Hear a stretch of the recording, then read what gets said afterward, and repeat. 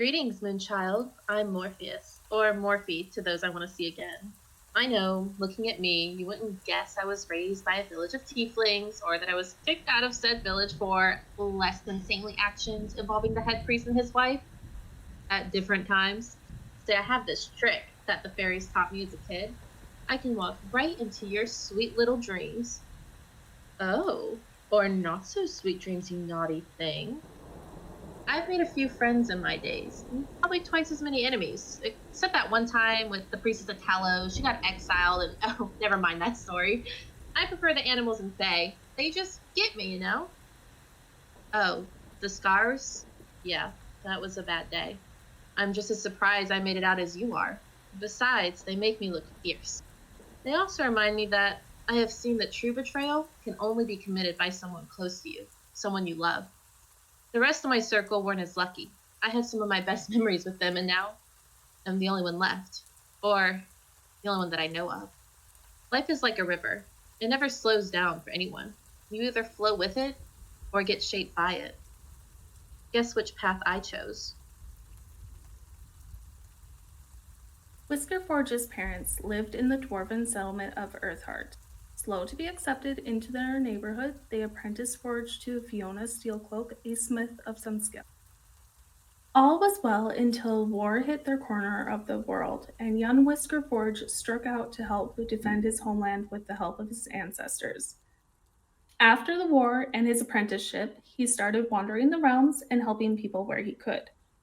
Along the way, he met Mira, a cleric of Selene. Hello! Arnica Swiftbreeze Flatfoot, the fourth of the Copperclay clan. Nice to meet you. My gnome clan's lived in the woods near Leylon for a few generations now, and we've traded up and down the Sword Coast with all kinds of folks. But sometime after the fall of the House of Thalavar, we started getting wild magic in our family. And recently my magic has been getting stronger, but the woods are also getting more dangerous. And we've always been a bit nomadic, but also these woods are my home, and I need them to be safe for my family again. Hi, I'm Zafu. I'm a young rogue half-orc, just basically trying to find my place in life. I grew up mostly on my own, so basically I had to learn how to be sneaky and steal just to survive. I may not be the smartest dude around since really I didn't get a proper education, but I can handle my own. I enjoy a lot of alone time. I like a nice alcohol, and I love kisses from ladies and men.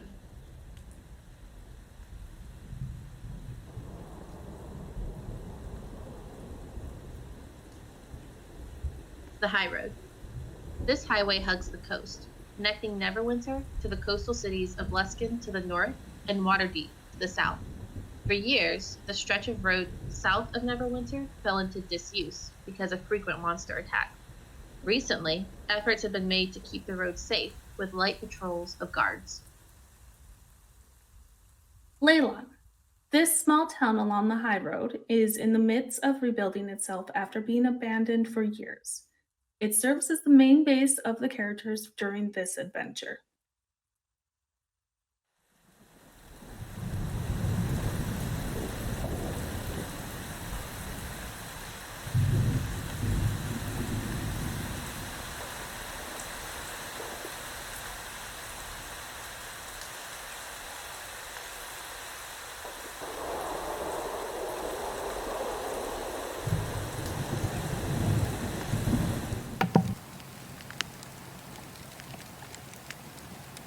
Oh, we're live! Hi, everyone!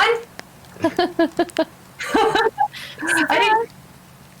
Oh, Tom muted himself, so I was like, good to go when you are, Tom. Waits, sees me on Twitch. Ah, shit! Well, welcome, everyone. It is another Thursday night, and I'm here with all of these lovely people, and we are going to play some Dungeons and Dragons. But of course, we have some things to take care of first, so let's do our introductions. Let's start today with Colin. Hello, I'm Colin. I am playing a level 7 half-orc rogue named Zarfu. And yeah. Awesome. Great. And yeah, I love that. And yeah. I'm going to go diagonal across the screen to Faye. Hi guys, I'm Faye. I'm playing Morpheus the Dreamwalker, your druid with a bard personality. Today I have a special treat for you guys because I made myself a baby face. But I didn't have a broccoli stalk, I just have a pickle soaked in moonshine. So it's a toddler face. And I'm going to be drinking it, and it does indeed have all the ingredients we listed, including zombie blood. If you don't have any at home, store-bought is fine. So I did actually pick some up from Publix before I got on the stream. I'm just going to, every 5 minutes, I'm going to ask you to make a con save. I love the dedication. It's great. All right, let's go across the screen again to Christine. Hi, I'm Christine. My pronouns are they, them, and I am going to be playing Arnica, or Arnie, or ASFCC, who is a sorcerer gnome. I have to rewrite down ASFCC on my today's sheet of paper so that I remember.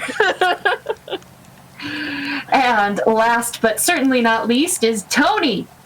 Hey, I am Tony. My pronouns are they, them, and I am playing Whiskerforge, the 7th level barbarian cleric. So I still like barbaric as yes, as that mashup. yes, But clarbarian is pretty cute. yes, or Clarion. And I'm your GM. I'm Sarah. I am the CEO of Realm Alternus. I'm really excited for this weekend because we're having our first ever streamathon. We have officially been streaming for 1 year this month. We started with Episodicals 1 a year ago, and it's really cool that we made it this far and that we've grown this much. We are at, I'm scrolling down, 451 followers in 1 year. I can't wait to see what we can do in this next year. So this streamathon is going to help us raise money to accomplish some of our goals this year and expand. We're going to be opening up a YouTube channel. We're moving into podcasting as well. We're streaming here still 6 days a week. And we want to see what else we can do. So join us for the streamathon. You also, for the streamathon, have plenty of opportunities to win giveaways, including an owl bear by Janity, which is just the cutest. And look at the little butt. You see that little butt? It's my favorite little butt. So you should get an owl bear to catch this one. You would attend the D&D reunion special, which takes place on Sunday. And we have a whole calendar of events that you can find on our Facebook page at facebook.com/Realm Productions. And I'm so excited for it. So lots of stuff being given away. One thing per stream. And I think we have, how many things? We have over 10, I think. It's a lot of streaming. So come hang out with us and get lots of swag. Tonight, you can win swag as well. We have a Realm Alternus swag bag, which I did not prepare and have within reach, but includes lots of cool Realm Alternus stuff like a poker chip with our dragon on it, and stickers, and pins, and a big patch that has the dragon on it, and some Shadowrun dice and a Shadowrun Edge token. Lots of cool stuff. So type in hashtag YayGay to enter to win. Hashtag YayGay gets you 1 entry. A subscribe gets you 7 entries. It's worth $5, which would normally be 5 entries, but bonus for you, you get 7. And then also you can interact with us here on stream. You can see that we have right now Kender Mage as our stream boss. With half health. So what that means is you can donate bits, you can subscribe. If you haven't followed yet, follow, and it's going to hit the stream boss.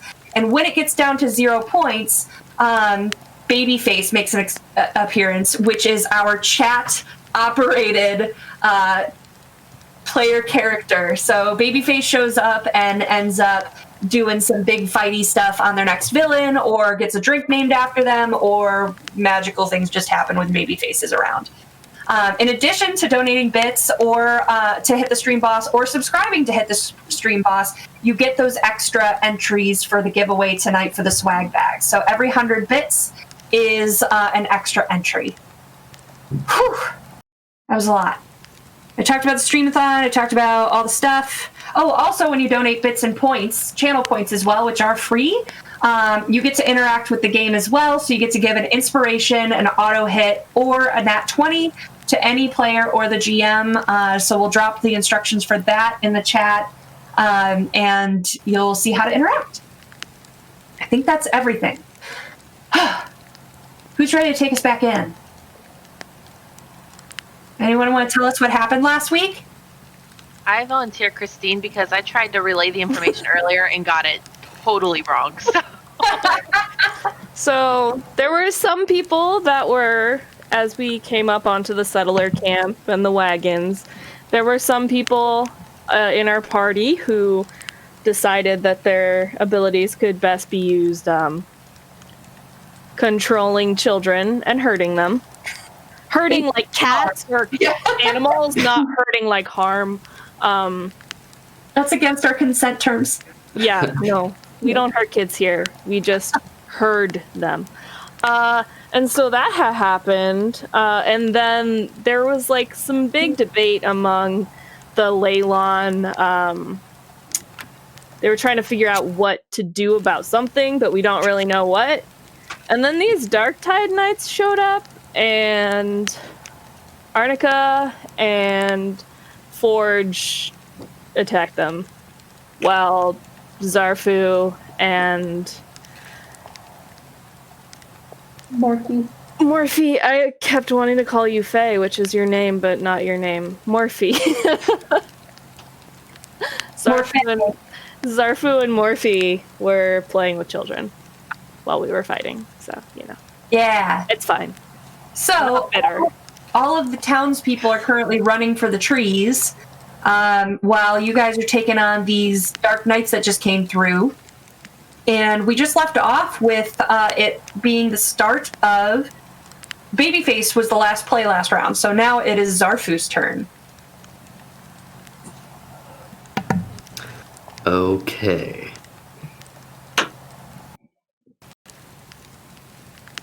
So... Okay. I am back here. Okay. I'll say you're about 30 feet away. It's not that spread out, so it's just the map is super zoomed out. Got it. So, I guess I would like to shoot someone with my bow. Excellent. Go ahead and roll. Are these the people that...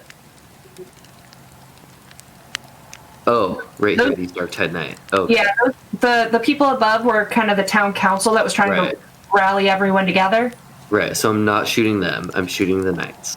Thank you for clarifying. Don't roll that one.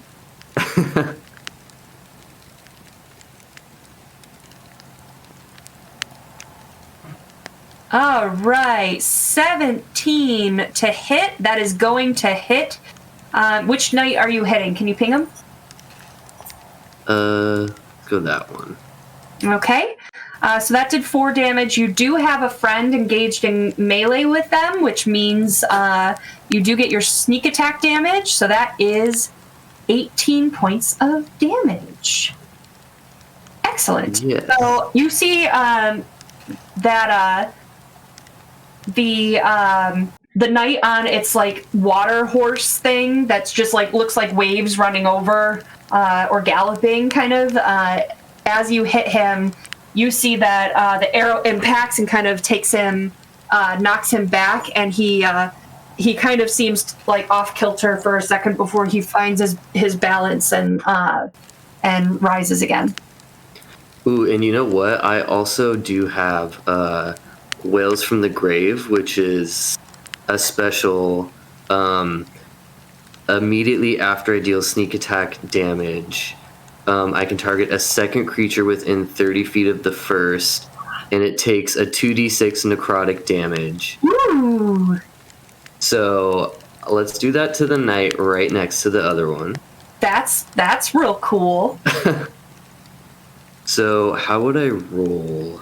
So in the upper left, there's the little vertical ribbon, and there's one that looks like a D20. And you can hover over it and then click the 2 next to D6, and it'll roll 2d6 for you. That's on the Roll20 screen. Oops. Yeah. Oh, or you click Wheels from the Grave, and it does it for you. Oh, okay, there we go. Look at that, you know, in your character sheet. All right. That's gonna be... All right, so describe what happens when you cast that. All right, so shoot an arrow into the first knight, and you know he's like, "Oh my gosh!" And then I real quick. I imagine that Zarfu has this thing where he just his eyes go completely black for a second. They go, and then basically just these evil I don't know, they're ghostly, but also kind of what's the term, viscous, you know, so they grab onto the guy, and then they basically are just burning his flesh a little bit, and so he's like, ah, and that's what hurts him. That's horrifying. Cool. Yeah. I love it. Good description. Thank you. All right. Are you moving at all? Or using a... Or was the whales a bonus action or no? I actually don't know. That just says a special. Okay, then I'll assume not for now, and I can go look it up. But I think I'll just stay here. Okay. For now. Okay. I am just gonna go take a look real quick in our campaign. Where is There's Zarfu. View. And let's go look at your bonus actions. Nope. It is not a bonus action, so you are good. Oh, also it says you also deal the necrotic damage to the first creature. Sorry, I just saw that. It's at the very end. What? Okay. I'm reading this. Okay, sorry. Oh, okay. You can do that 3 times per before long rest. So yeah, Right. You can target. Okay. And you also deal. God damn! For that. Holy butts! Okay, well, Zarfu has tasted babyface, and now he has powerful. my goodness. All See right. what happens when you kill one of your playable characters in the first session, Sarah? Do you see what happens? It's teaching me that I should separate you guys more. So,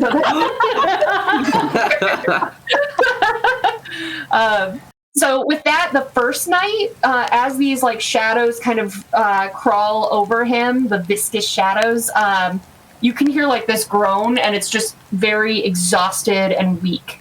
But he's still up. All right, with that, we are on to Forge. Alrighty.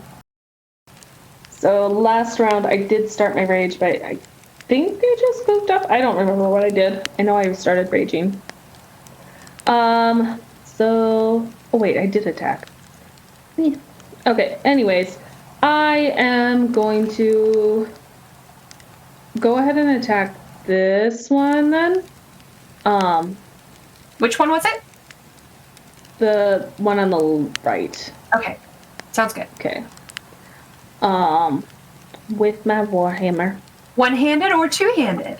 Two hands. 2 hands. Okay. A 24 is going to hit. Roll Wow. your damage. That's good.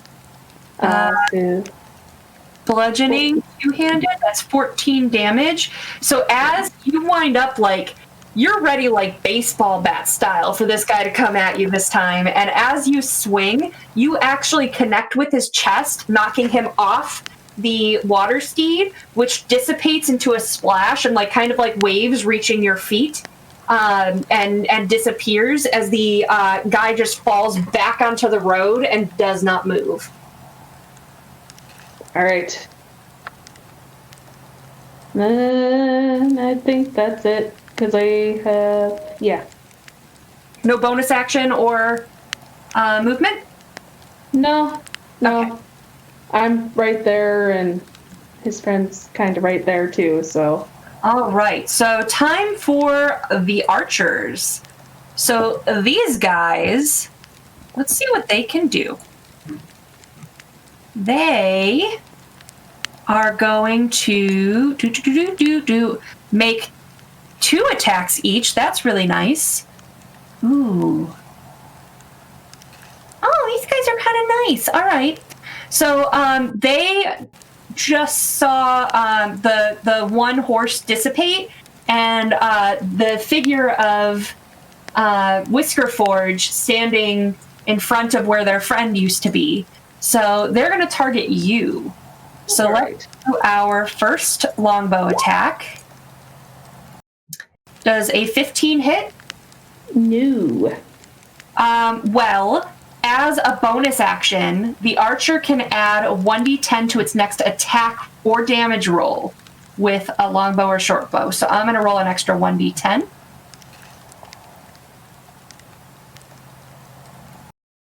Does an 18 hit you? It does. Yay! I mean, aw. All right. Take 9 piercing. I'm going to make the second attack for the first archer. 13 is going to miss, and it only gets the 1 bonus action, so it's not going to try again. All right, our second archer is going to do the same thing. A 15 doesn't hit, but wait, this is another one. He's got a bonus action.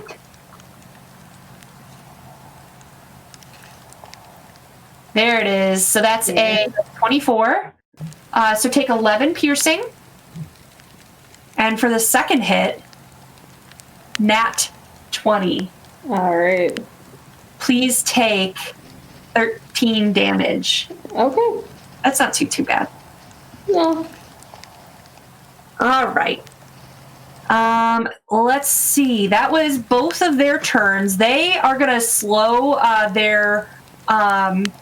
their horses are pulling a wagon that they're standing in. So they're going to kind of slow it down because they are archers. They want to stand back here and shoot you. So they are not going to move any further. Morphe. Can you hear me okay? Yeah. Okay, good. Let's see. How far would you say these Dark Tide Knights are from where I currently am? The Dark Tide, where you are, you're up there. I would say 30 feet is fine. Okay. You were hanging out with Scary Zarfu, babysitter. You know, I was just talking about how I can never use this particular spell that I have. So, I wonder if I could use it now. I'm still near, are all the children all huddled up near me? They don't care about you. They're actually taking off with the Dragonborn toward the forest. Okay, so they're fleeing into the forest? Yeah. Okay. You're the last in the order, so I'll move them after you. Then I guess I will go with Thorn Whip. And I'm going to go for the Dark Tide Knight that's still standing by the pillar. Okay. Did it roll? Or should I click it again? It has not come through. Here we go. Oh, there it is. Okay. So that is a 23 to hit, which does hit, and it does 8 piercing damage. Describe what happens. So she's staying there as she sees that the children are fleeing into the woods. She's going to try to help out a little bit since she's within reach. And she just, snaps her fingers together. And then a whip. It's a long, red, woody-looking, whip. Like something you would see on a hawthorn tree with very, very sharp black-tipped spikes. and it just shoots out of her hand. She holds it like a regular whip would, and then she cracks it, and it goes snap, and then she just goes right across the dark tide knight's face. Awesome. I am moving all of the villagers. Do you have a bonus action or a movement? Since that was a cantrip. Movement wise, I think I'm gonna try to follow the kiddos. Okay, so I want to keep my distance a little bit back from them, but I'm trying to like take up the rear so that no one can kind of sneak in. Like if they try to sneak in for the kids, they're gonna have to go through me first. Okay. Cool. So what you see, so if you remember from last session, the dwarf that seems to be barking out the most orders, she had said run for the trees. Meanwhile, the priest and the half-elf female that were kind of arguing together, they all kind of move a little bit slower to make sure that everyone makes it to the trees ahead of them, except you notice that the guard that kept banging his sword for attention on his shield, he, before the dwarf had even finished speaking, he was already running for the trees. So he is a ways ahead of them up here. Oh, thanks, Tom, for the inspiration.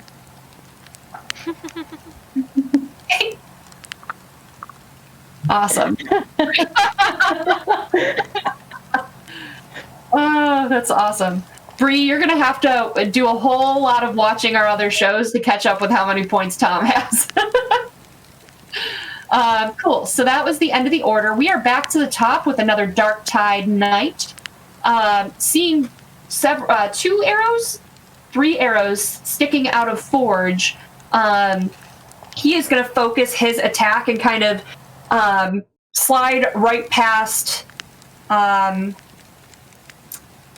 ASFCC and hit Forge, because that's the smart thing to do, and these guys aren't dumb zombos. So, what he's gonna do... Oh, I don't know if this matters because I just read this now, so it'll be up to you if you want to do it, but it says when I use the Thorn Whip, if it's successful, it pulls that creature 10 feet closer to me. Oh, sure. Go ahead then, in that case. ASFCC, please make a attack of opportunity before I continue.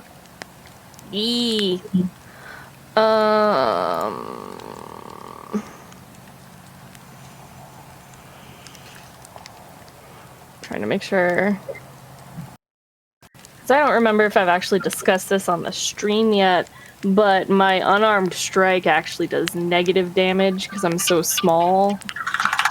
So I think You can choose not to take an opportunity attack. I mean, but I want to screw him up. Oh, I can do a spell as an opportunity attack, can I? I believe so. If you have let me double check it real fast. So attack of opportunity 5e. If it was Danny, the answer's I know he's in stream. The answer's probably no, just to make our players sad. The combat caster feat. Noted. Clearly, that's a feat I need. Oh, so you can only do that on a if you have that feat? I mean, I don't have any feats chosen, so like I could have that feat. It has to be a attack. No, I know. I'm being a smartass. It's fine. I just okay. Then yeah. I'll just chuck a dagger at them as they go by. That's what I'm gonna do. Sounds good. Give it a shot.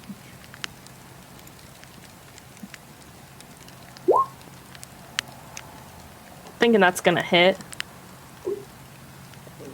Oh, yep. Yeah, 20 is going to hit. Hey! 2 damage! Look at you! Hooray! So the dagger, as you throw it at him, as he's moving away, it kind of glances and like sticks between like the leather, but it's like that point stick that as he's like moving, it just kind of like jimmies back out. But it's got blood on it, so it definitely hit him. Yeah. Cool. I'm helpful. All right, this guy does not, unfortunately, have his sneak attack anymore. That's sad. He still gets 2 attacks, though. All right. I rolled a nat 1. I'm going to use that inspiration. Ah, damn. Thanks so much, Tom.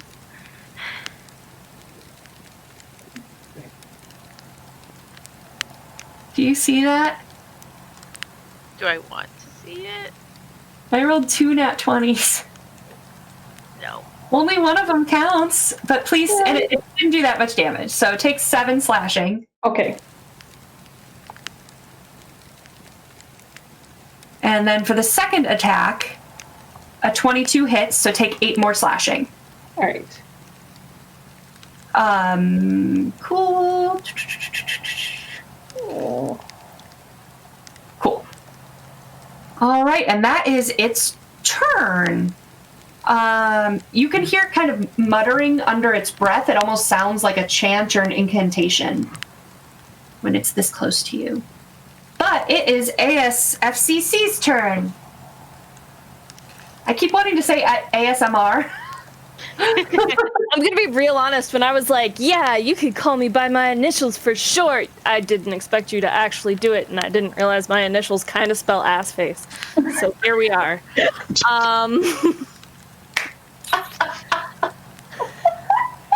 On that note, I'm gonna cast Blight on this Dark Tide Knight, because, like, they're annoying. I don't like it. Oh my goodness. I'm sorry, what? I'm casting Blight, so they have to do a Constitution check. Yeah, they really Good night. need that real bad if they're going to take 37 damage. Jeez, oh, Pete. Okay. What? 4th level spell. Where? Let me find my character sheet again. Please roll a 10. Please roll a 10. Okay. We're good. What did they roll? It's not showing up in Roll20. Oh shit. It's 10. I don't know. Let me fix it. Allegedly. Let me fix this. So Blight sounds pretty made up, but Yeah, that sounds like a made up number, Sarah. I'll re-roll it. Let me change this so that you guys can see it here. Don't whisper rolls. Don't always roll advantage. What you got going, Sarah? This is the way Roll20 defaults. Uh-huh. Uh-huh. Shut up. Oh. Thank you, Tom. The ghost voice of Tom that you guys can't hear, but we can, says that the stream could see my rolls, so I got stream to back me up. But now I got it set, so it won't do it again. Okay, at least for this guy. All right, so other than casting Blight, are you doing anything else? ASFC?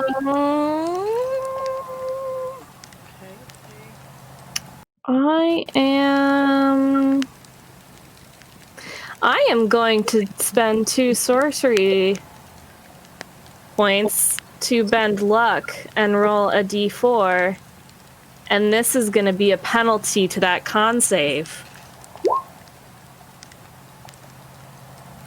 Kind of a dick. I have to make up for the 2 damage. That's well played. Well played, Christine. So,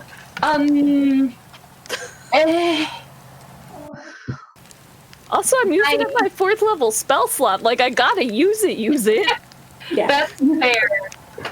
Yeah, he did. So describe how this happens.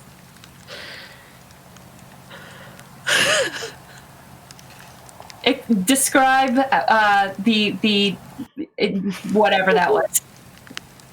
All right.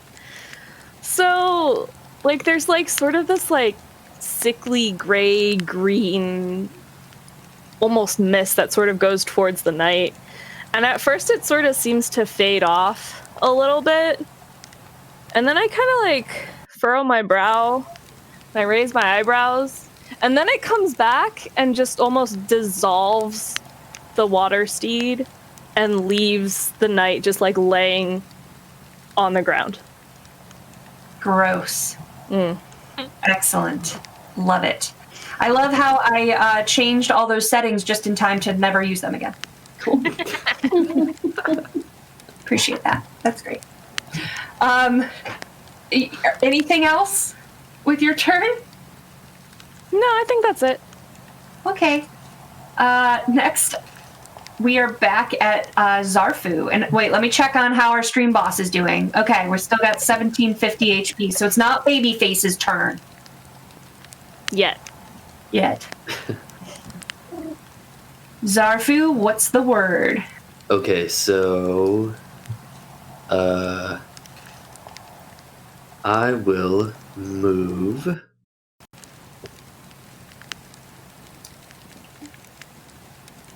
Oops.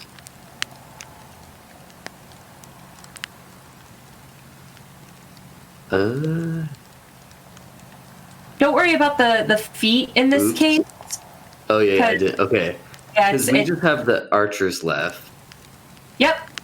I was gonna move here, and then I can still hit them from the Yep. spot. Okay. Yep. Perfect. Yeah, I'll just move here and shoot them with my crossbow. Question. Before you do Yes. that, would you like to first use your bonus action to hide in the rubble of that house? Oh, yes, I would. I got you. Then Let's do that in the rubble. There I hide. let's Okay. do it in the rubble. My goodness, Zarfu. It's a good thing that his intelligence is also down, because it kind of helps me that when I don't know things, I can just be like, oh, Zarfu doesn't know either. He's just dumb. Aww. I love dumb characters. They're the best. Okay, here we go. A 24 is going to hit, and that is a total of 18 damage. Okay. It definitely connects, and you see the guy kind of, it's gonna like graze across his waist, and like it actually like full out goes through. That did a lot of damage.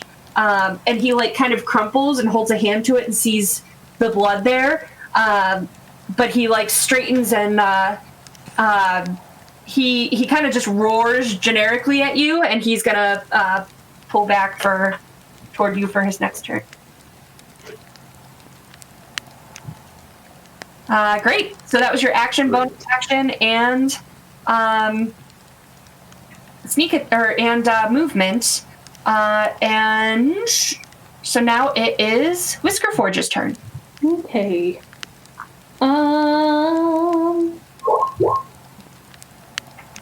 I have to check something.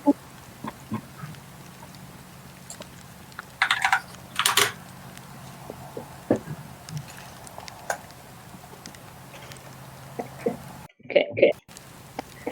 So I am going to move here to try to get under cover. Okay. Dismiss my rage and and cast Cure Wounds. Awesome. Go ahead and roll your Cure Wounds. Yeah. Cool. And is you still have a bonus action, right? No, Okay, because I use that to end the rage. gotcha. All right. Next up are the archers. So the only one in line of clear sight right now is, ooh, you know what? I'm going to make a perception check first because Zarfu shot one of them and he didn't like it. So let's check if he can see you.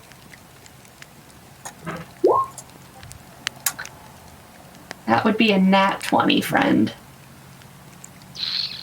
So but better that than an attack roll. And let me stop whispering. Whisper toggle, advantage toggle. Okay. All right, here we go. So we are going to hit you with a longbow twice for fun.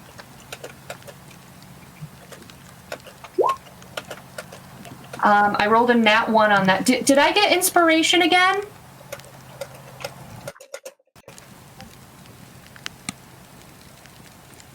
I'm trying to look back up again. I don't think I did. I think I only got the one. Okay. Well, the first one misses. The second one, nat 20. Love you. It's not that bad, though. It's 11 piercing.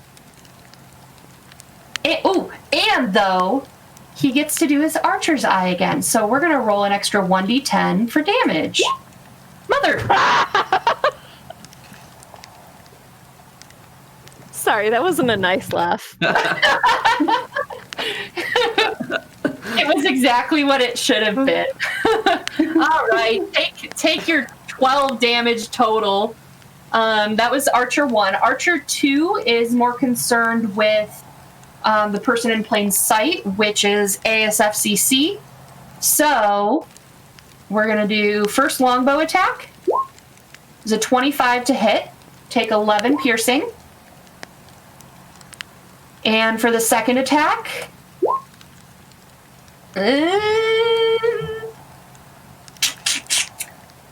yeah, we're going to use Archer's Eye. So let me roll an extra 1d10. But my AC is 12 though, so doesn't a 12 not hit? I have to decide, I think, if I'm using it before or, like, it's not necessarily fair for me to go, did it hit? No. Oh, okay. Okay, that's fair. I made the decision to do it. That makes sense. But thank you for being honest. I was just like, that, okay. I mean, you can roll for damage.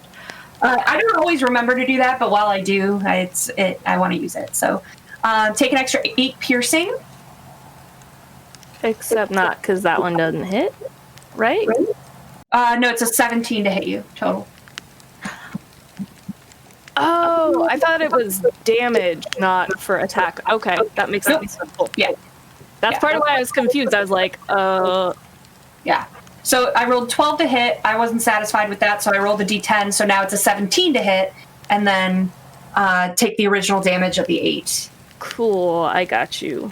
Cool. And that was their turns. They are...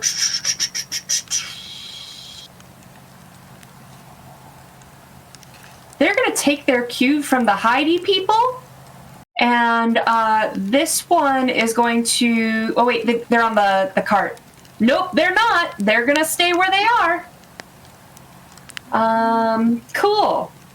Morphe. Okay, how far am I from the archers now, where I'm standing? From you, probably... So it was 30 feet to get to there, so I'd say about 60 feet. 60 feet. Okay, so I'm going to, how many feet can I move? One thing. 30 feet. Would you say, what's the distance from me to this little opening in the fence here? To which one? I can click on it, right? That one? Did it work? I'd say that you could get there in 30 feet. I'm fine with that. Oh, it has a little thing. It's exactly 28 feet. Oh, that's Yeah, but we're not using that for this because the map is so zoomed out. Oh, okay. Right. So then I will take my action. I'm going to rush over to this opening in the fence because I can't see them otherwise because of the fence. And I'm going to target this archer Okay. in there. And I'm going to cast Moonbeam, but I'm going to cast it at 3rd level. Is that a saving throw or an attack?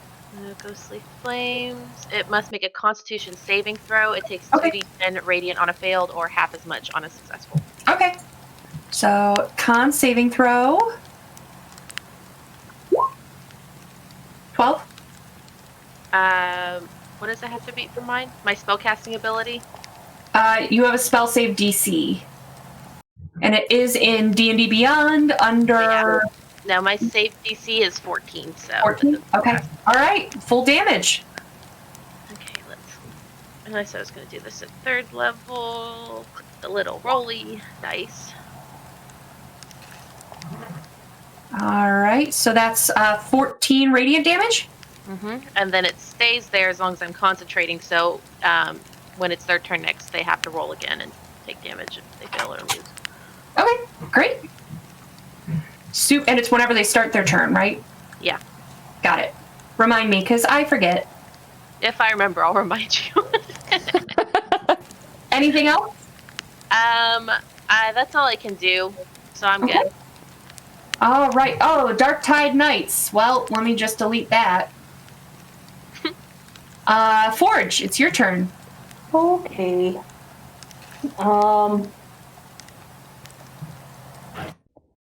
Could also do Moonbeam. It could be kind of crazy with how much health I have left. Just not a lot. How far away are they from me? From you, about 30 feet. Okay. Okay. I'll go ahead and run up to them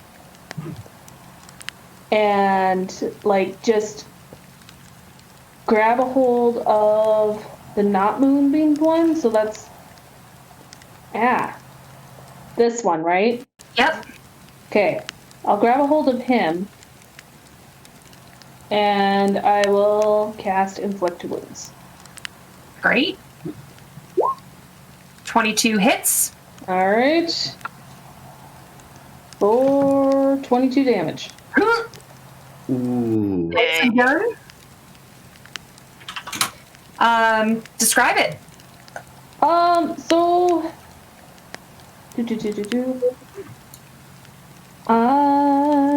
you know, like I said, I run up and just kind of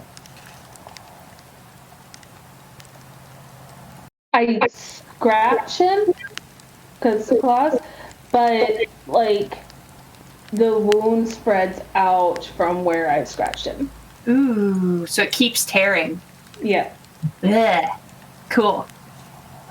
I like it. All right. So he's still standing. So as it happens, he kind of screeches because he's got like the arrow wound on one side. He's got this on the other. His bow is like not doing him any good now that he's in melee. So he's upset. He's not so happy. All right. Anything else with your turn?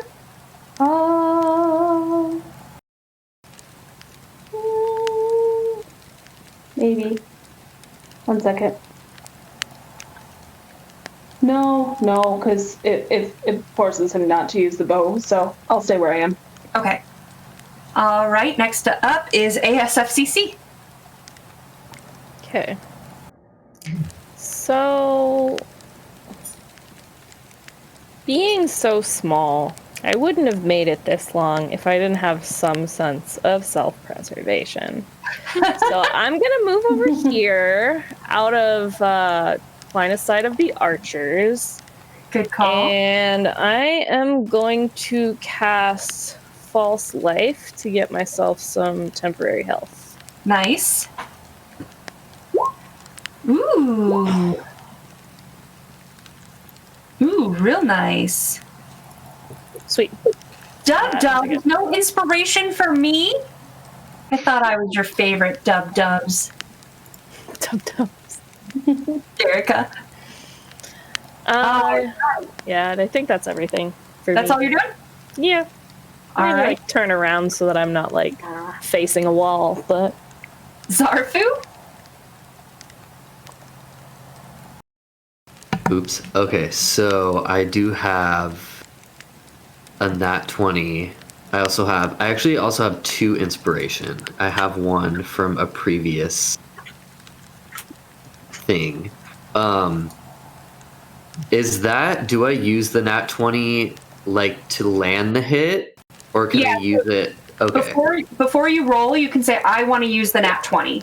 Okay. And then what you're going to do is you're still going to make the roll just so we can get your damage counted, but it's going to be a crit. Okay. Cool. Yeah, I'll stay hidden in this rubble. I like it here. And I will use my nat 20 to attack. Okay. And let's go for this archer. Okay.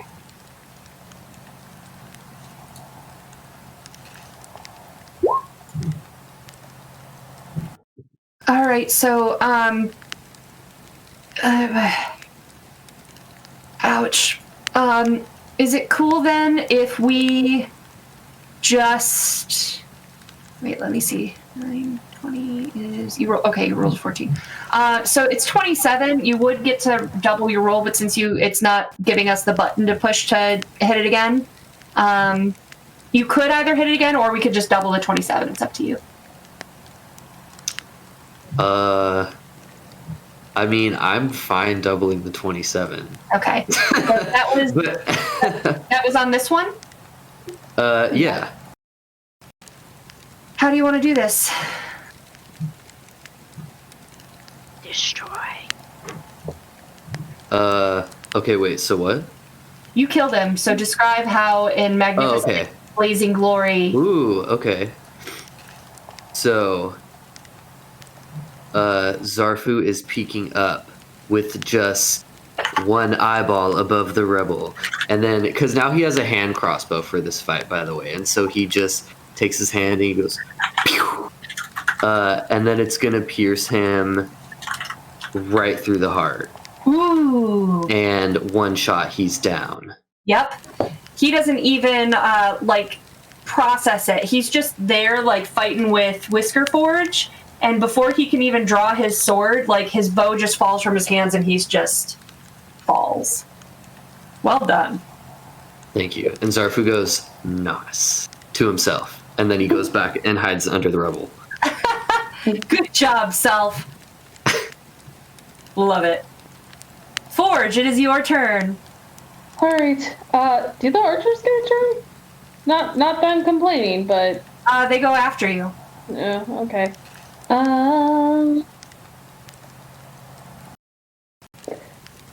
Shoot. I will go ahead and Oh wait, I see what happened here. Are you on the map twice? I'm just here. Yeah, I have you on. Hold on. Okay. Yeah, it is the archer's turn. Sorry about that. I had your token in there twice for some reason, and I don't know why. You get 2 turns. She better make that con save and throw. Yeah. I made another 12. Failed again. I was doing so well. You got a nat 20 in your pocket. I don't want to hear it. All right.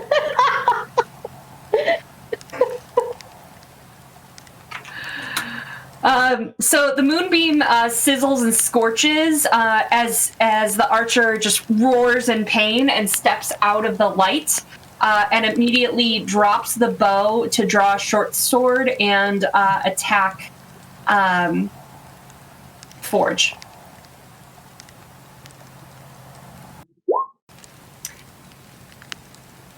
That is an 11, which does not hit. Don't worry, Derica. I'm saving the nat 20 for a special occasion. That sounds so sinister. So with that, it is Morphe's turn. Oh, okay. I'm just gonna move my moonbeam over onto the archer where she just moved to. Why are you so mean? Because she's the last one, and we're not about to do another zombie situation where we're here for 3 episodes. Why not? Con save 22. So she takes half damage. Okay, roll it. Okay. Still roll better when I take half damage. Okay, she's still up, but she's like, son of a... The moonbeam is just like, it's channeling down, and she can just hear the whisper, "We need to talk to you about your car's extended warranty."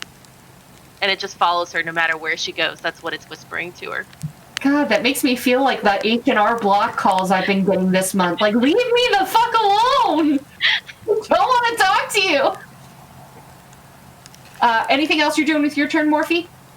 Let's see, that was my main turn. Because I know how vindictive Sarah can be when she starts to get on the lower side, I'm gonna go ahead and just use a bonus action to hide behind the fence. So I'm out of line of sight of any archers. I don't know what you're talking about. I made one pun and he tried to murder me.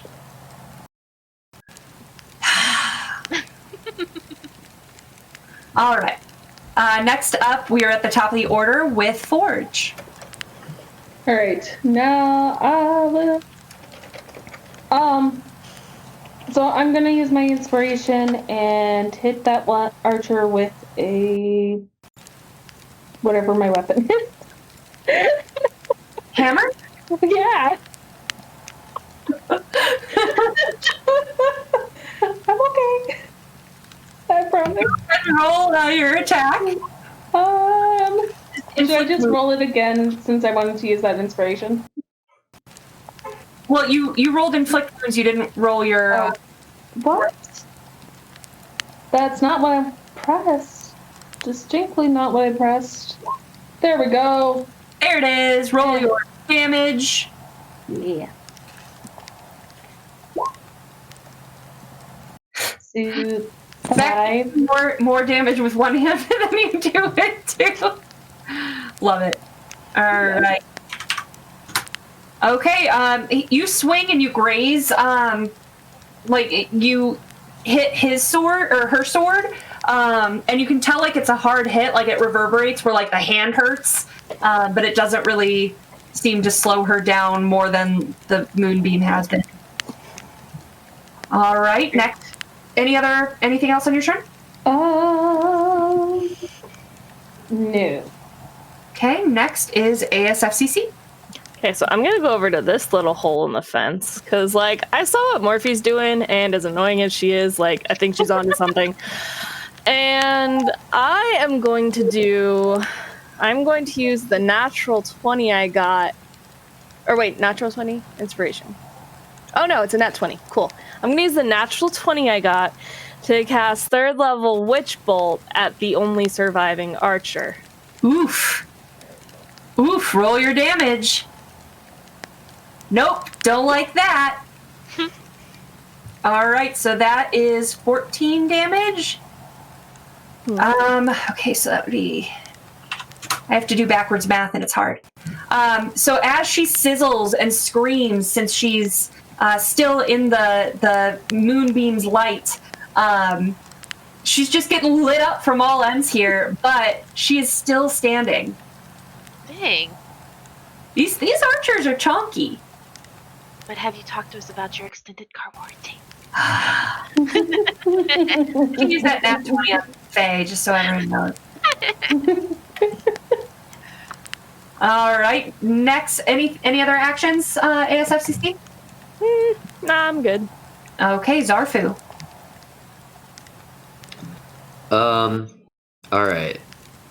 Let's use my inspiration, and I will just shoot my crossbow again. Inspiration you only want to use if you've rolled an unsuccessful hit once. Because if you miss, it gives you a chance to roll again. Right. Okay. Right.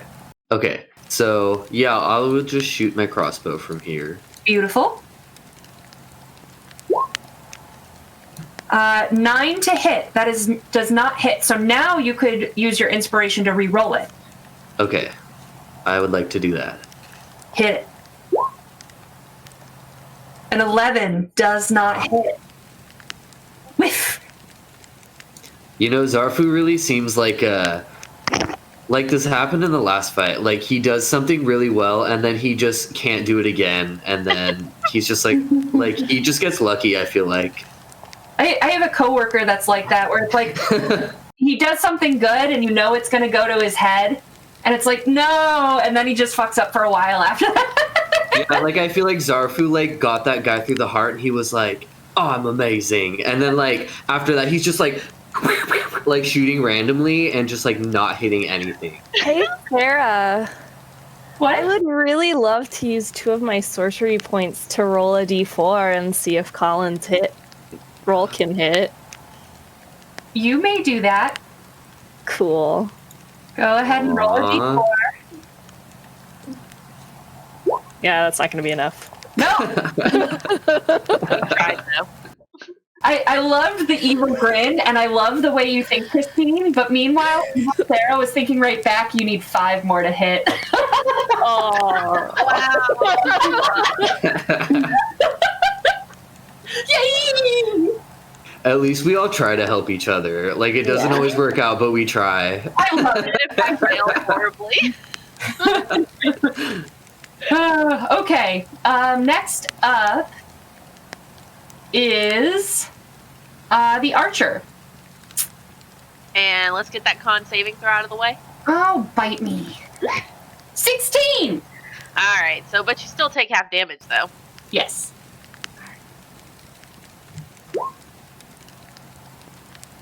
$14, so that's 7. She's still up. She does not like this. She is going to use her action to disengage, and she's going to start taking off running.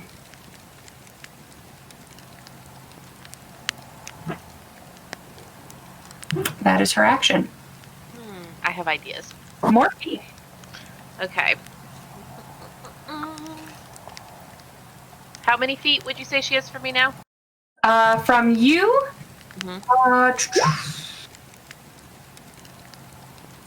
triangles.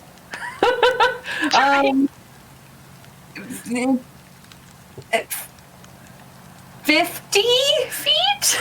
Okay, so Morpheus is going to drop her moonbeam, and her eyes, when she casts moonbeam, I just decided this right now because why not? They turn into like full dark eclipse moon pupils. So when she casts it, they return back to her glowing gold, and she's gonna shake her head a little bit, and she's like, "Oh, not today!" And I'm gonna cast Entangle on the archer and see if I can trap her there. Okay. All right. Let me read this. So it's good up for 90 feet, covers a 20-foot square, starting from a point within range. These plants turn the ground in the area into difficult terrain, so she'll only be able to use half movement. A creature in the area when you cast a spell must succeed on a strength saving throw or be restrained by the entangling plants until the spell ends. A creature restrained by the plants can use its action to make a strength check against your spell save DC. On a success, it then frees itself and the plants will begin to wilt away. Okay. Alright, so so I have 2 inspiration, right? Yes. So do I have to call that now, or I wait until I fail and then? Yeah, so I can't remember. Do you make an attack roll for that, or is that a saving throw for me? Well, it has a little dice on it when I hover over it. Go ahead and hit it and see what happens. Area of effect. So strength save, if it DC 14, so I have to roll a strength saving throw. Nope. All right, so then the ground beneath the archer, it just full on briar thorns burst out from the sky, the ground like tendrils, and they got huge thorns on them, and they just encapsulate the area around her, making it almost impossible to move. Cool. And then, so that was my main action. What's this blacked off area here? Can I go down this hill at all, or no? Oh, sorry. Let me do a reveal.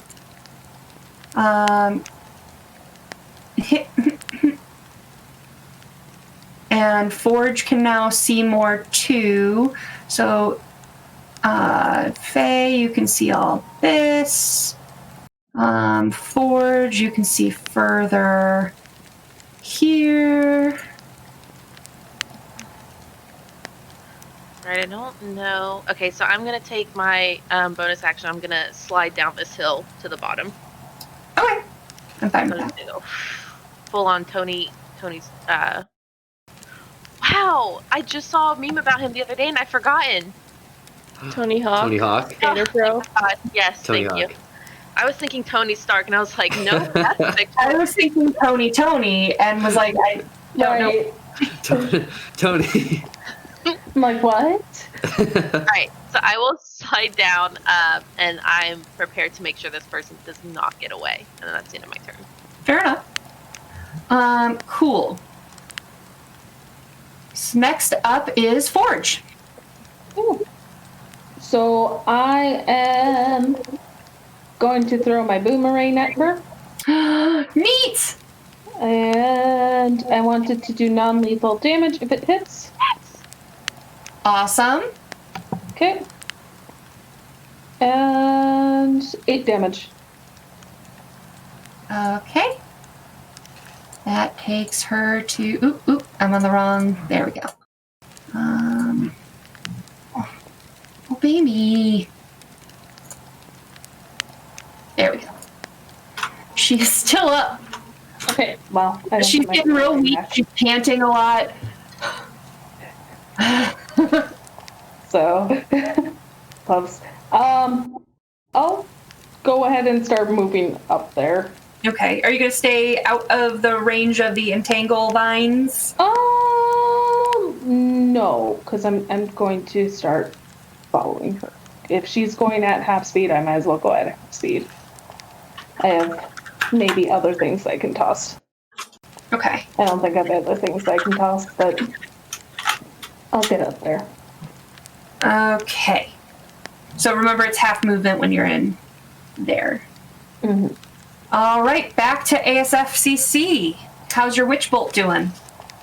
I mean, you know, it's living its best life. Within range? I mean, I think it would be. About 60 feet from you? It's a 30-foot range, but also I can.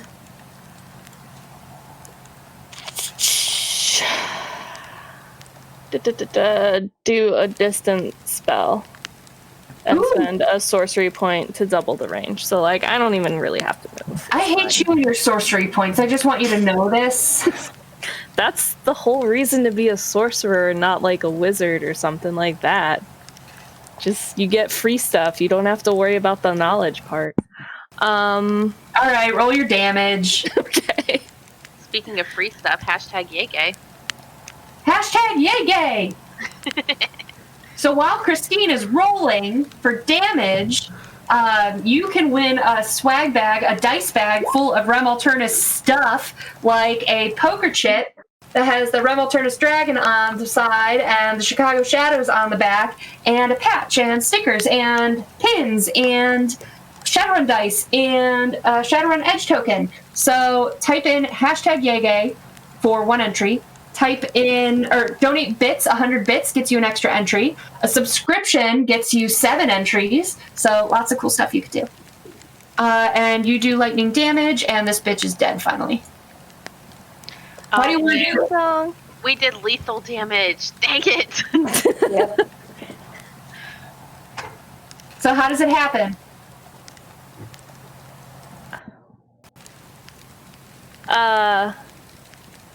So she's like stuck in vines and not she's not even really going half speed at this point. Like, let's be honest. She's just kind of barely still up.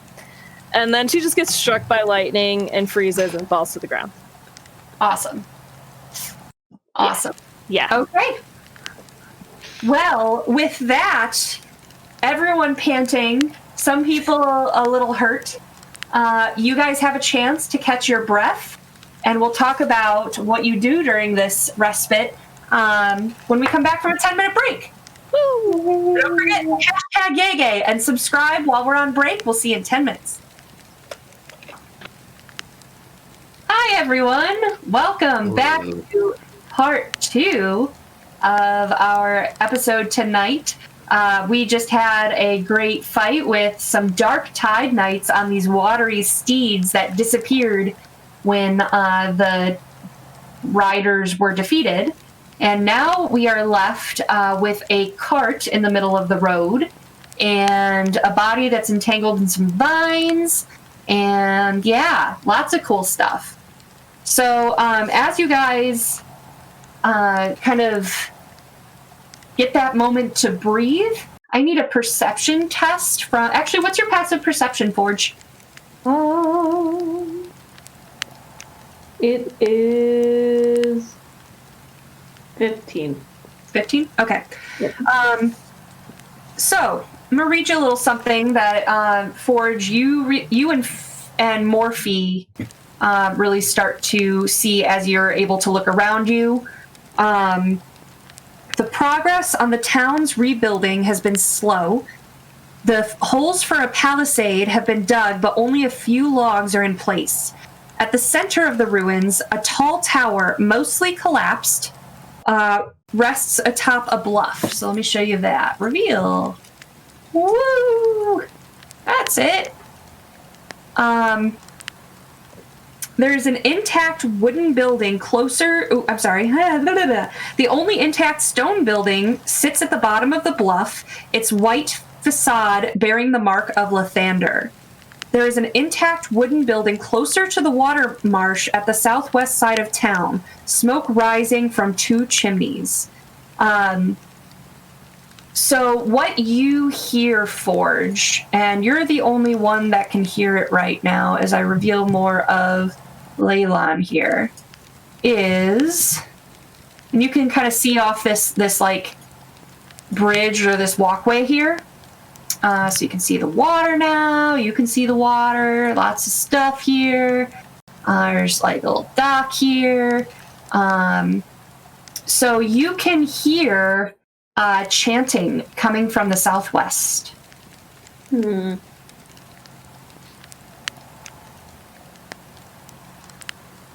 Okay, well, I think the next step is to regroup, but I am going to go ahead and cast Cure Wounds on myself again as I walk back up towards the entry into town.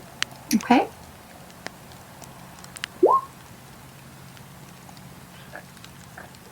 I have a question, Yes. and I don't know if you'll be able to answer, but can you make like a healing salve if you are proficient enough in medicine and nature on those checks, like going out, gathering medicinal herbs, and then using it to heal other players? Medicine, I believe, means that you can use like healing kits and stuff like that to help, but I would say that that's more of an alchemy thing.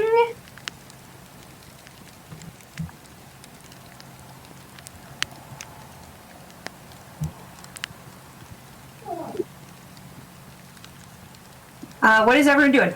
Let's start with Zarfu. Okay, I will come towards the city.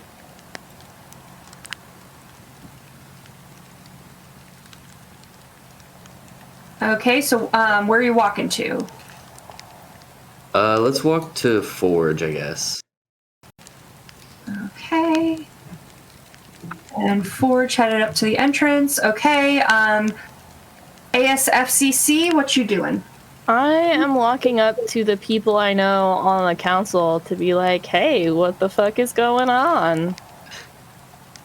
Probably Okay. not in those words, but you know. They're all the way up at the tree line at this point, and they're still.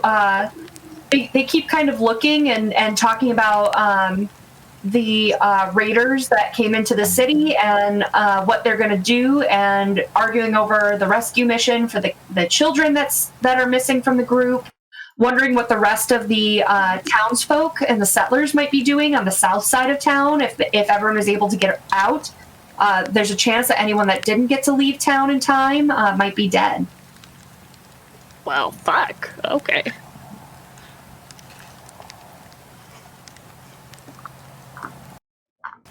So that's what you hear as you are approaching them. Faye, what are you doing? So Morphe is standing there, no damage done to her, feet firmly planted, kind of a crisp air blowing through her hair, and she is eyeing this tower like it is a poisonous plant that she has stumbled on. And I want to do some type of check, perception, insight, arcana, whatever, to see if I think that there's any activity going on in and around the tower that's magical in nature. To know for sure, you would need a detect magic kind of spell. But in terms of like seeing in the windows if anything's moving inside or anything like that, you can make a perception roll. Okay, then that's what I will do. I'm looking for any sign of someone currently occupying this place. 23. The windows actually seem dark since the sun is setting anyway. You don't see any movement inside or any lights inside at this time. Okay, no movement or lights. So after she does a once-over of the tower, she's going to look at it long and hard, and then eventually she's going to relent and turn on her heels and make her way back to the rest of the group where they are regrouping. Okay. Forge.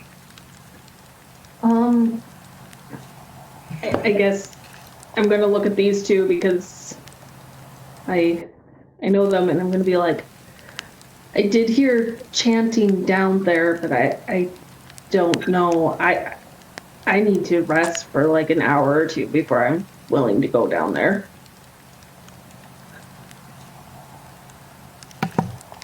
But it's something that we should investigate, I think. Can I, can I lay my hands on Whisker Forge and cast Cure Wounds? Yeah. I'm just going to do it at first level in case we do end up resting. I don't think it'll be necessary, but that's definitely what she would do at that time, so. Okay.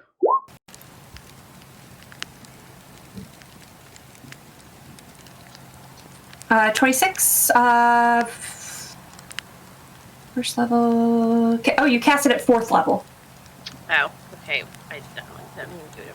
I was like, no, that's some first I was level. gonna say I'll take it if that's what you want, but There we go. All right, an extra 5 health for Forge. You guys, this is roleplay time, so Forge proposed a short rest. This is for, like, whether you agree, disagree, what you want to do in this time. If you're marching off to listen for the chanting, like, this is up to you. So, roleplay this out, guys. Okay. I suggest, so we got everyone together. I suggest we see if we can take a rest and maybe regain some of our health. I know that we're just at the very beginning of the mystery in this town. I agree. I mean, there's a lot of derelict buildings around. Do you want to camp out one of those? Or maybe we should go check on the children that ran into the woods? I guess I would like to check on the other one that was fighting with us. They seemed pretty useful in a fight. I think Cece was their name? Oh, ASFCC. Cece, I think you're right. I think Memory seem- like a steel trap, that one. they seem to know a lot about what's going on here. So maybe that is a good idea. All right. And so Oh, sorry. No, where are you? That's all. I was gonna say, if you look, like, where I am right now is sort of on that hill with my back to the woods and sort of facing you guys, but still within earshot of the, I keep wanting to call them a council, but I don't remember if that's actually what they're called. But with the town leaders and elders of the Leylon camp community, and continuing to sort of listen and try to figure out what's going on. So as you're listening, you hear more arguing until finally the dwarf kind of shouts over the others and says, listen, we know that this council runs on the vote. So we need to know if town is safe to return to, and if it's not, we need to get these people to Neverwinter. We need to abandon this town, give it up, and go. Where is Scylla? Scylla is hiding in the trees. You can't see her in the shadows. She's probably far back enough that she does not want to be. She doesn't need to know what's going on after what happened last night. So. Okay, I will look at Zarfu and Whisker Forge intently. Looking a little worse for wear than I am. But so we found ourselves in yet another monster raid situation for people we don't really know that well. So this is really starting off to be an interesting adventure. I believe I remember the name Arnie. I don't know if that's the same person that we were talking to with all these names. I think she's over there by the townsfolk. If you want to go check on her, I'm going to go ahead and set up a campfire and brew maybe some relaxing healing teas that'll help you feel a little bit better after that fight. So I'm going to dismiss myself from them, and I'm going to walk closer to Arnie and them. I'm going to be a little off to the side, kind of gathering twigs and sticks, and then once I've kind of gathered them in a very nice little aesthetic, I'm going to just snap my fingers and light it. And I'm, like, kind of watching you, like, trying to be angry, but also fully aware that, like, your friends are over there, and you are over here, near me. So you're clearly, like, kind of checking on me, and I'm like, okay, like, I guess the drew's not that bad. And so they're just continuing to argue, and, like, as someone who's never been, like, has always been adjacent to their community and also, like, isn't on the council, I don't get a say anyways. So while they continue to argue, I'm just gonna go up to Arnie and be like, that was a pretty shiny moonbeam you had there. Just, like, awkwardly and aimlessly trying to make conversation, failing miserably. Morpheus's eyes they're a lot brighter than when you first saw her, as if maybe she's kind of shifted from that thought process that she was in that initial meeting. And she's going to kind of beckon you to this inviting fire, and she'll just look at you as if this fight never happened and be like, do you like tea?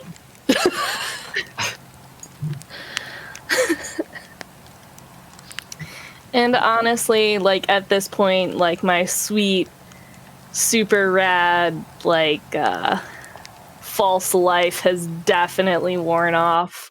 So I'm starting to sort of feel that I got distracted by Morpheus's cantrip. I'm starting to feel that, like, missing, like, a third of my health thing. And so I'm gonna be like, I'm not always the biggest fan of tea, but I feel like if there's a time for tea, this is the time for tea. And graciously, like, accept the cup that you offer. And then I am definitely going to be like, she sprouts all the flowers and herbs, like, from the ground at her feet, and then she brews them into this tea. Can I imbue my tea, at least since we're out of battle, with the Cure Wounds first level spell so that it does offer some actual healing? Like, cast it into the tea? Yeah.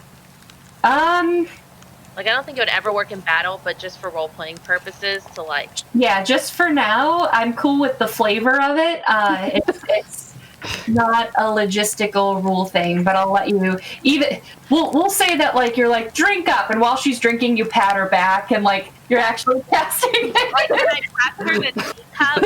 I pass her the teacup, I will like lightly touch her hand and then make her words that way. It's like, man, this is some good tea. That's the trick. And then I will also be like inviting like anyone else who wants to come to the campfire and making them tea as well while they figure out what they're doing. Meanwhile, I'll say like all of this kind of conversation and tea making and everything takes like 10-15 minutes. Forge and Zarfu, what are you doing in this time?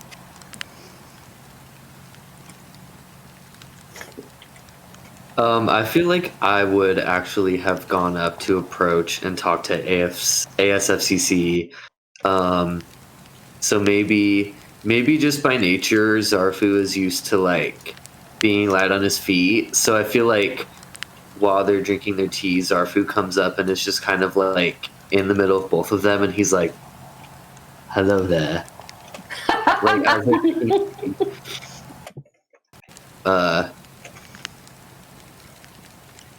That's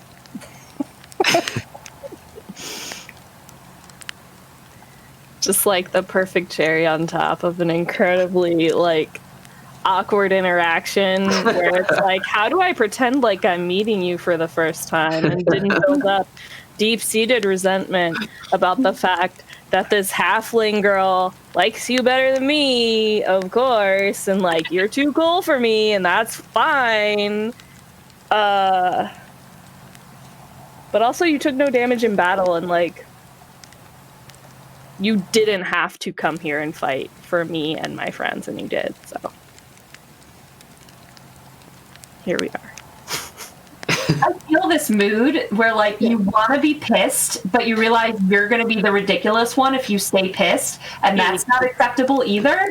Yeah. So like you're going to be nice, but you're not happy about it. Yeah. And I feel like Zarfu is oblivious to all of that. Yes. Like, to be honest, he's just like, okay. I'm just gonna do what I do in all awkward situations involving social interaction and offer you food or beverage. Whisker Forge followed Zarku up to the campfire, and he knows the drill. He just kind of flops onto the ground and like stretches, and eventually just kind of curls up, like in a pose that for him is very comfortable, but like you kind of just wonder if it maybe hurts. Like a cat. Like a cat. Whisker Forge is a tabaxi, yes, Kendra. Yes, Like just curling up into a little ball. Like, we're not sure if your like spine is about to break because you're so curled this like backward. Yeah, like just kind of. Oh. Everyone needs to make a wisdom saving throw to decide whether or not they're going to try to scritch Forge's belly. Oh, 100%. Wait, what are we? Wait. That was a joke, rolling? but I love the roll. No, I did it. I'm trying to scritch the belly. Oh. Okay, I'm gonna like no.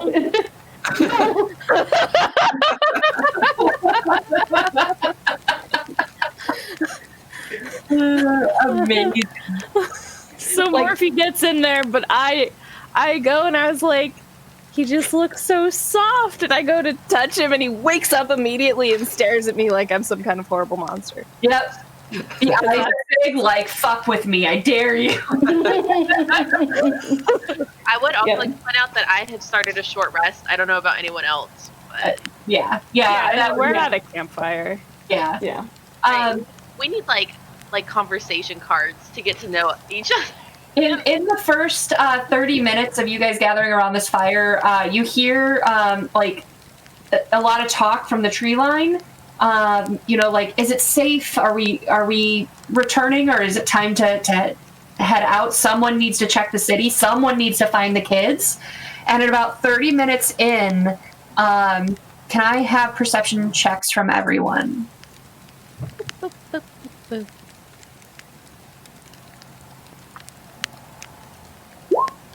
Hey! That one. Oh. Forge and Zarfu, after the first 30 minutes passes, you hear the chanting. Like, it's faint, but the volume of it is rising to the point where it's reaching you way out here. That doesn't sound good at all.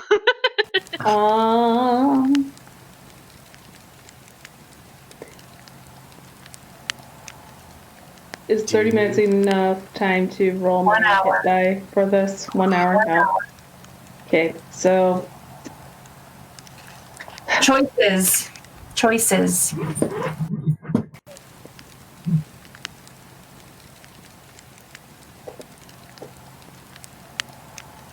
just kind of look at Zarfu, look at Morphe, look at ASFCC. Morphe and ASFCC are having a lovely conversation and don't seem to hear the chanting. Well, I look at Zarfu and I'm like, I don't think we can rest. Yeah, it sounds like something bad is about to happen Yeah. over there. Should we check it out? Yeah. Morphe,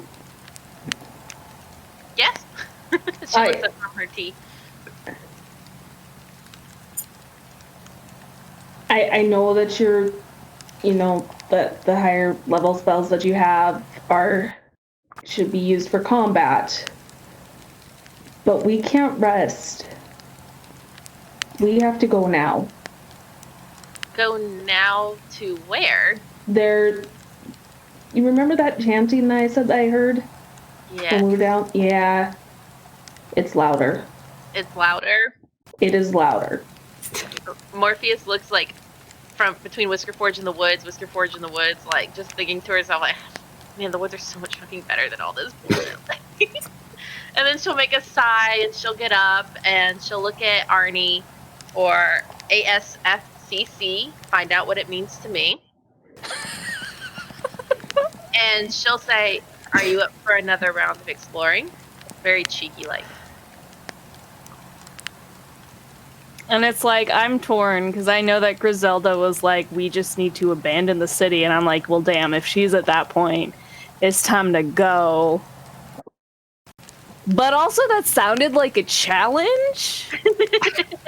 And I'm not gonna just, like, be like, just pretend like, oh no, it's fine, you're cooler and better in combat than me, you don't need me. Like, obviously you need me. So I'm just gonna kind of look at Morphe and smile and say, where are we going? She looks pleased that you've accepted this challenge. And she'll look at Whisker Forge and be like, alright, Forge, where's the chanting at? And let's see what we can do. Let's go. As you guys start heading toward the gate, you hear that gruff voice call, "Hey, where are you lot going? It's not safe." Who is that saying that one, Sarah? The dwarf. What's her name? Have you asked? No. Oh, no. Okay. I yell back in Dwarvish, is it ever really safe? And I just kind of look at the cat and I'm like, I really don't know what Whisker Forge is saying. I don't know what this cat is saying. But, like, Griselda, like, we can't just leave it to become someone else's problem. So the dwarf is Griselda, since I just heard this exchange? Yeah. Or I'm just calling her that for fun. You just don't know. Why are you calling me Nancy? What? Well, okay, then I will do an insight check to see if that's really their name or not. No, it is. Come on. I'm not gonna make you do that. Alright, before we take off on this next, part of our adventure, I'm gonna, fish through my bags and pull out the letters that Morticia gave me. And despite the roughhousing we've been through since we got here, it's only got, a little bit of splotches of blood on it. So, I'm gonna take it Totally legible. firmly in my hands, and I'm gonna go up to the dwarf and be like, Morticia sent this for you to review something about a treaty fighting these monsters. Sounds like something you might be interested in. And then I'll just hand Griselda the papers. Okay, before I respond to this, I'm sorry, I'm just thinking through the plot, and you didn't take any damage in that fight, so that blood is either from the zombos, or no, you didn't no, you did have it at that point. So it's either the zombos that you dumped, it happened on the walk, maybe when you fell over in the swamp, but whose blood is this? Isn't that the question? You don't know what they have in the bag. So Griselda takes it and looks at you and says, and looks at ASFCC. She kind of gives Morphe a little nod, but is obviously yeah, right now is when I'm going to do business. What the fuck? I just don't want to lose it. Okay, before we get washed away on something else. She stuffs it into a pouch of hers. But for ASFCC, she looks at you and goes, what would the town call you since they've worked with you before? Arnie. They would call me Arnie because they don't pretend that my initials are any more pronounceable. Arnie, you know we've been under attack periodically. It's these raiders came through. We don't know where half of our population is. So I can't let these people re-enter the town unless we know it's safe. I mean, we can't know it's safe unless we re-enter the town. Well, I can't do it with them. No, that's what I'm saying, is let us go, let us see, and if it's really a lost cause, I mean, I guess you won't hear from us again, or we'll come back and tell you. She kind of thinks and she goes, I'd hate to see something happen to you as well. You know, you are part of this town and you're my responsibility to keep safe. And Valdi steps forward and says, Griselda, you cannot control everyone's destinies and what their choices are. We have children inside that we haven't been able to find. If these brave people that obviously were able to handle this threat themselves, and maybe this was the only threat, maybe these were the only raiders that chased us out. If that's the case, we can return to town tonight. Let them check and decide if it's safe. Let us pay them a good fee for it. Thank you all, by the way. But this is our town. This is our home. People have made homes here. And we can't just turn our backs on it without at least knowing if it's savable. And Griselda looks at you and back at Baldy and kind of frowns, but goes, I wish I had soldiers to offer you.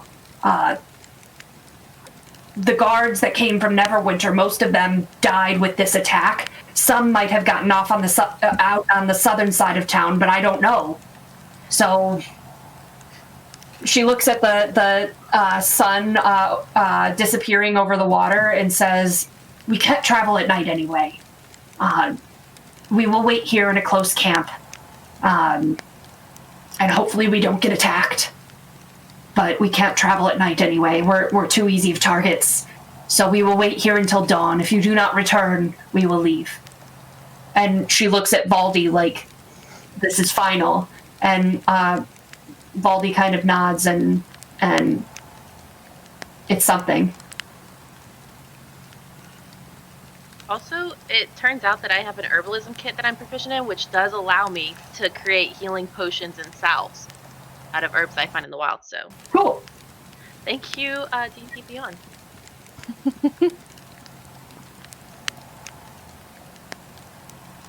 I mean, I'm still down to go. Like, I have nothing else to do. Let's let's go. I don't know these people. I'm just following Whisker Forge. Lord knows that cat would walk right into a horde, like, without any thought for anyone else. And just be left on their own devices. Be safe, Arnie. And Arnie's friends. We will be. I mean, they'll be with me, so they'll be fine. And I feel like she would chuckle at that. I'm just gonna say it. You say that loud enough for Scylla to hear? They'll be with me, so they'll be fine. Just like looking at her in the distance. What's she gonna do? Awesome. All right. With that, are you heading into the city?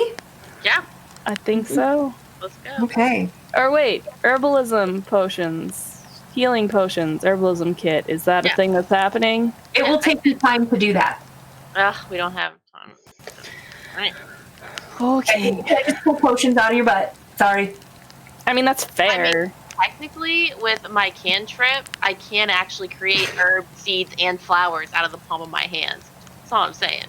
But it takes time to simmer all of those into That's a true. functional. This is an art form. This isn't just like, here, I mashed some shit into water, drink it or something. So I'm gonna go back up to the gates and sort of peek around the corner to look. The darkness has pretty much settled in. There's like that like post sunset purple sky where it's not like pitch black yet. But you see an empty road.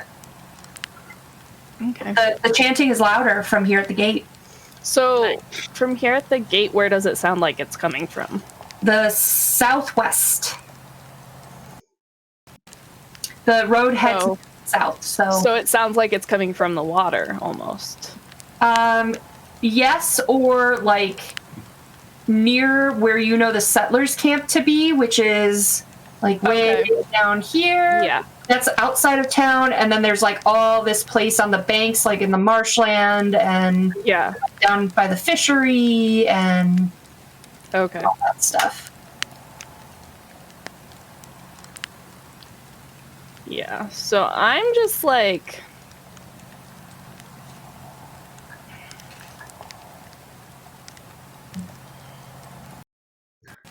I would like to suggest to you all that for the time being, it being dark and it being not necessarily on our way, we avoid the water at night. I've just always done that, and my family's always done that. There's like weird fairy tales about some of the islands down there. But like, I would just say we should just avoid it and encourage you to do so. Do you normally hear this chanting? Is this a regular occurrence? I mean, I've never heard it before. People say they hear voices coming from the islands, but like I've never heard those either, so I don't know if this is what it would sound like or not. But it's not coming from the water, it's coming from past the city. So not from the immediate water by the city? Like from No, and I would like, I'm just like mentioning this because we should, like, if we're trying to stay sort of towards like the outside as we go through.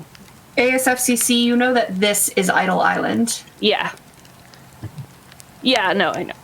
Okay. Yeah, with all the sticks, or not sticks, but like they look like little monoliths. It's cute and stuff. But yeah, just like I feel like it's not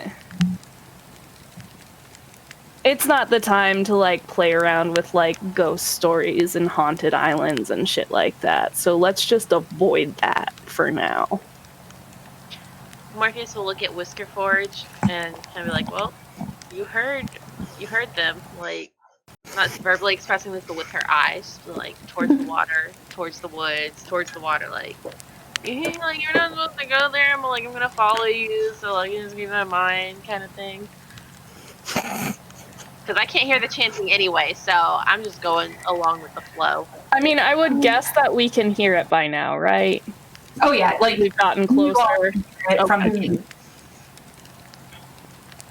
Okay. So, All right. As you enter the city, I'm going to just reread you, so because now you all see it, since you're. It was just Forge and Faye before. The progress on the town's rebuilding has been slow. The holes for a palisade have been dug, but only a few logs are in place. At the center of the ruins, a tall tower, mostly collapsed, rests atop a bluff. The old stone building sits at the bottom of the bluff, its white facade bearing the mark of Lathander. There's an intact wooden building closer to the water marsh at the southwest side of town, smoke rising from 2 chimneys.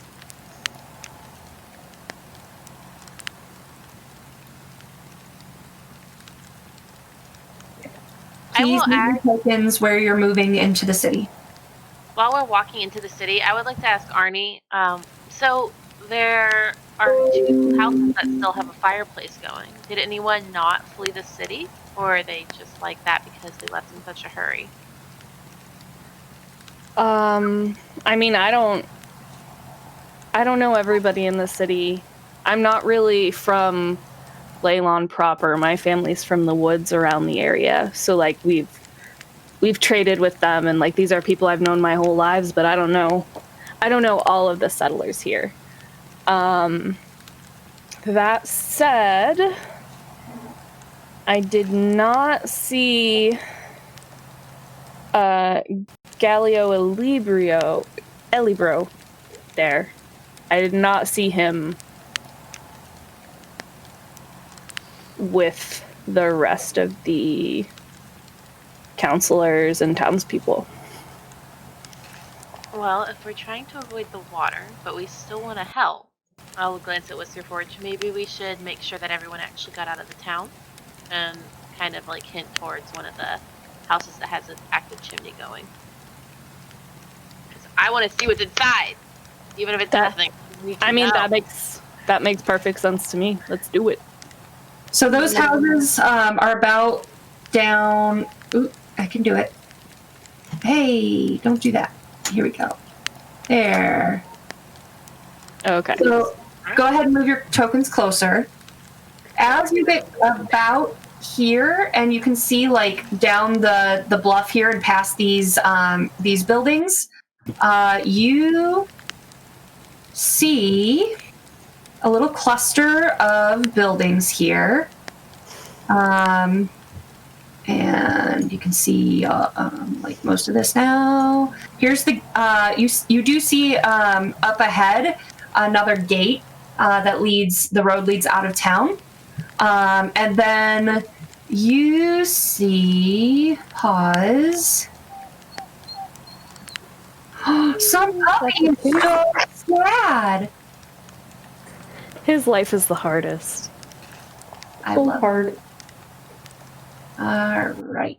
So, I'm gonna take this. Hey, listen to me. I'm gonna take this.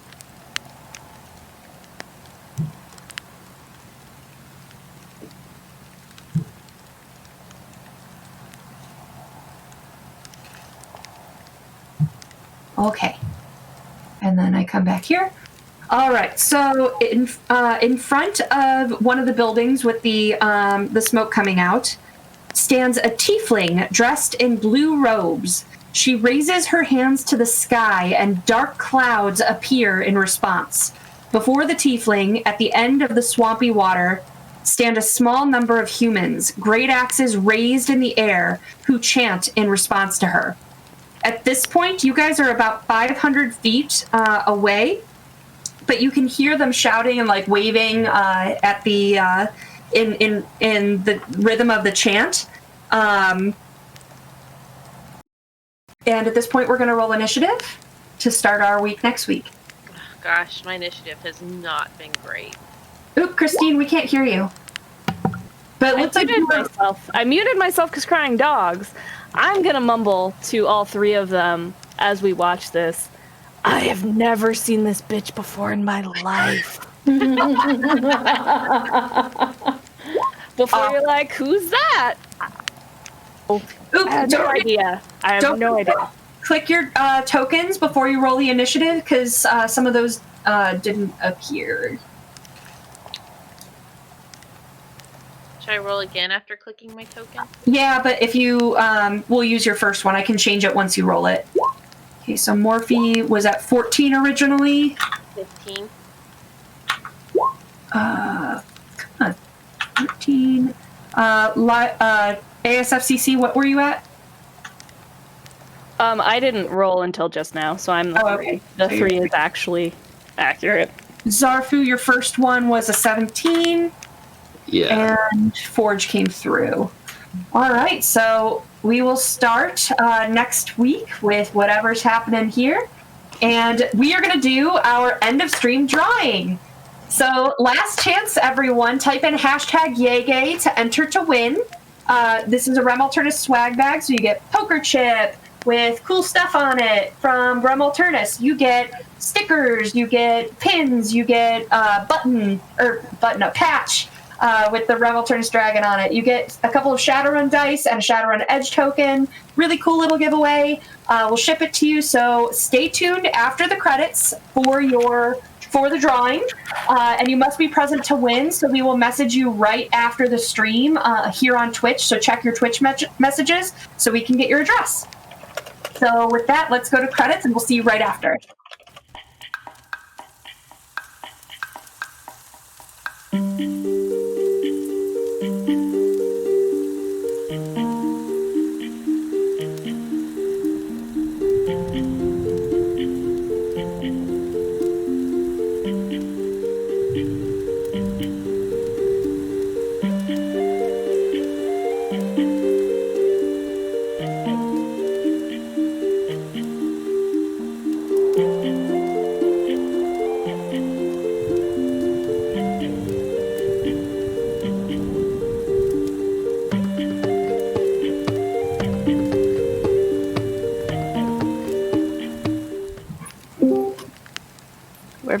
Hello, we are back, and we are ready for our drawing. So Thomas is with us. Thomas, how many entries do we have today?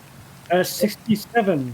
Oh, 67. So I'm going to do /roll 1d67. Let's see what it is. Drum roll? Can I get a drum roll? Awesome. 3. Raja 012. So Randy, I believe. So what? Randy. Raja! Yay! Oh, hooray! So, yeah. I know where to find you, so we'll get your address. Congratulations on your Rem Alternus swag bag! And we'll be back next week with another episode and another giveaway. And don't forget to join us on this Saturday starting at 9 a.m. Central. We are doing 37 hours of gaming. So come play with us, come hang out. Lots of giveaways for every stream that's over 1 hour, which is like all except like 5 that's like interspersed. We have giveaways. So we have t-shirts we're giving away. We have art we're giving away. We have our friend, the owl bear, who just arrived today, made by Janity, to give away. And some Shadowrun PDFs, including one that hasn't even been released publicly yet. So some really cool rewards are coming this weekend. So tune in, and we'll see you then. Bye! Bye! Bye.